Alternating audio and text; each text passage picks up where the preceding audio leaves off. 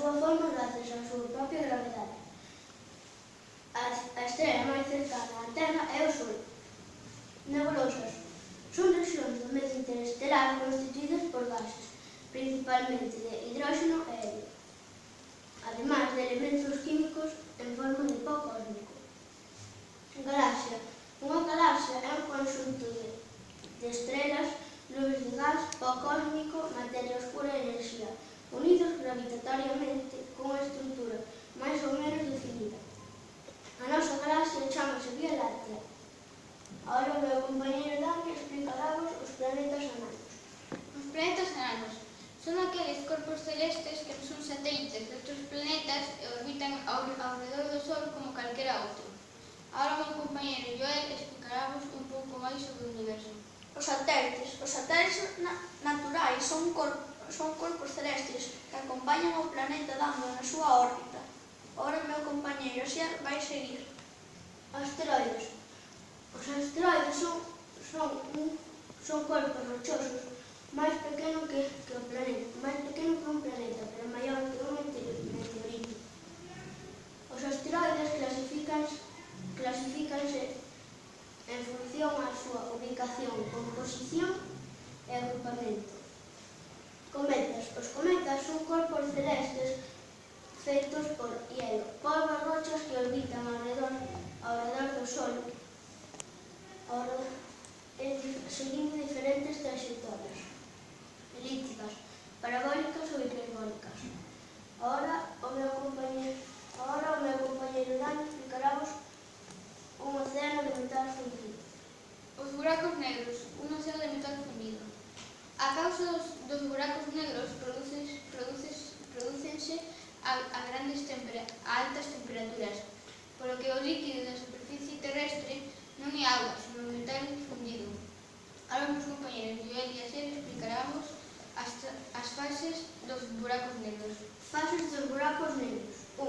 Fórmase o equilibrio, unha estrela pequena. 2. Fórmase a expansión, unha estrela mediana. 3. Fórmase o superxigante, unha estrela grande. E agora o meu compañeiro Joel dirá as súas últimas. 4. Fórmase unha supernova que forza pode contrarrestar o seu impulso. 5. Fórmase o buraco negro que absorbe todo. Agora vamos explicar os planetas. Mercurio formouse por erupcións volcánicas. Este planeta descubriuse no ano 265 a.C. por Timocharis, un astrónomo.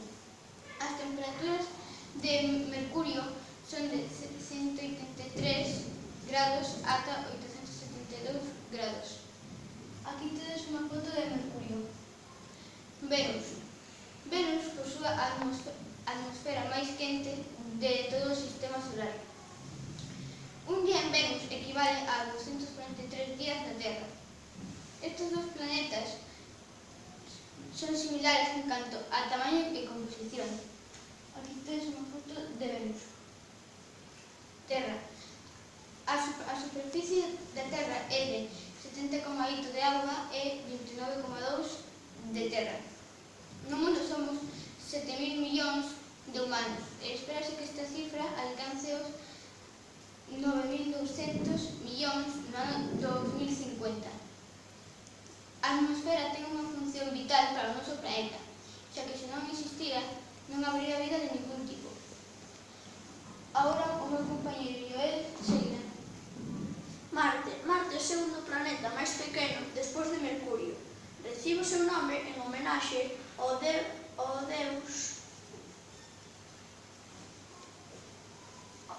da mitoloxía romana, Ares na mitoloxía grega. E aquí tedes unha foto de Marte. Xúpiter forma parte dos planetas denominados planetas gasosos. Recibe o seu nome en homenaxe ao rei Xúpiter. Zeus na mitoloxía romana.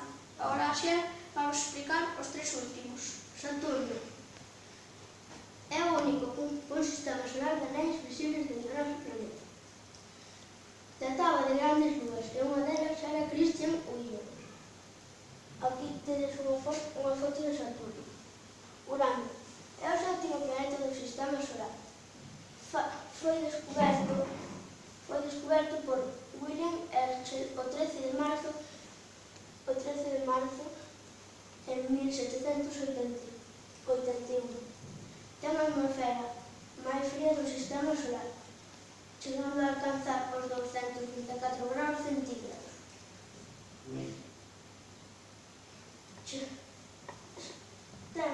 Urano ten un sistema solar de anéis e ten 27 satélites naturais. Neptuno é o oitavo planeta do Sistema Solar, máis lexano do Sol, moi similar a Urano. Neptuno é lixeiramente máis pequeno pero máis denso que Urano.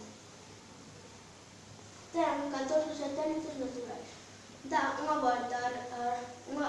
volta completa ao redor do Sol cada 165 anos terrestres. O período de rotación é de 16 horas, 6 minutos, 14 segundos.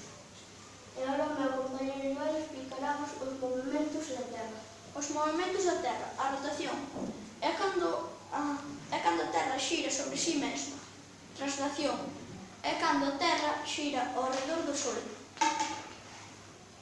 As estacións no hemisferio norte. Entre o 21 de xuño e ata o 23 de setembro, os raios chegan case perpendiculares. A Terra recibe moita enerxía. Os días son máis longos que as noites. É verán.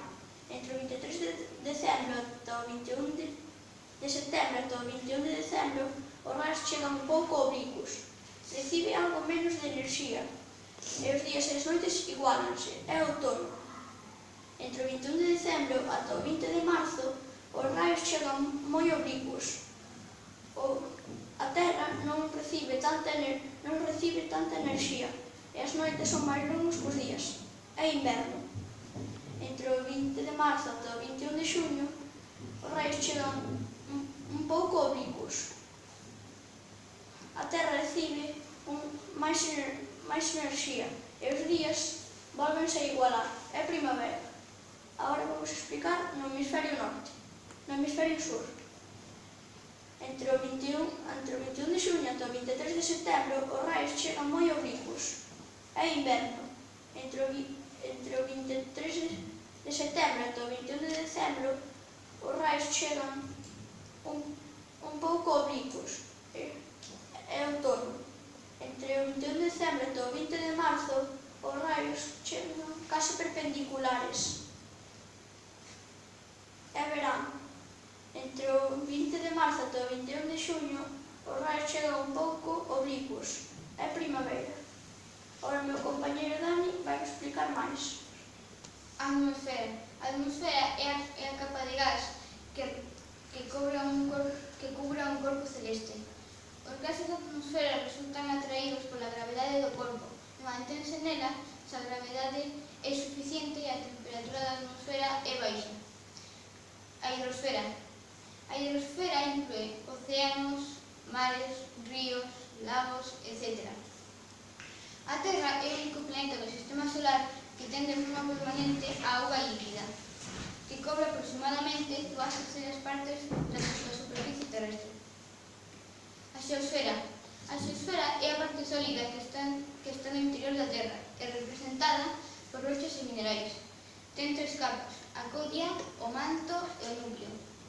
A codia é a capa máis externa da xeosfera. É delgada cun espesor de 5 km que varía no fondo oceánico. O manto encontrase entre a codia e o núcleo. Esténdese dende 33 km ata 2.900. O manto presenta unhas características moi diferentes ás da codia e o núcleo. O núcleo é a capa máis profunda da xeosfera. É unha esfera de 3.500 km de radio no centro da Terra. A Lúa é o único satélite da Terra. É un corpo rochoso de forma esférica cun diámetro de 3.746 km. Non ten atmosfera nin hidrosfera e na súa superficie se pode observar numerosos cráteres causados por grandes impactos de meteoritos. A influencia da Lúa na Terra. A gravedade da Lúa atrae ao mar e orixina as mareas, que son subidas e baixadas do nivel do mar que se alternan cada 6 horas. Ata aquí chegou o noso traballo sobre o universo e espero que vos gustase.